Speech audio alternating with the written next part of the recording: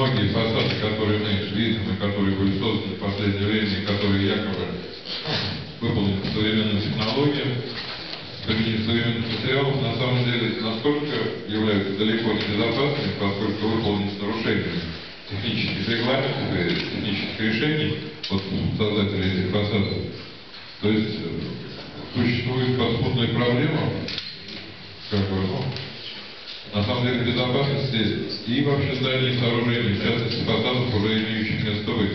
Поэтому, может быть, сейчас время кризиса, время для строительных компаний к осмыслению и переосмыслению своих подходов вообще к строительству и, в частности, к созданию и изготовлению фасадов, вот навесных, в частности, фасадов, потому что этот вопрос связан напрямую с безопасностью строительства.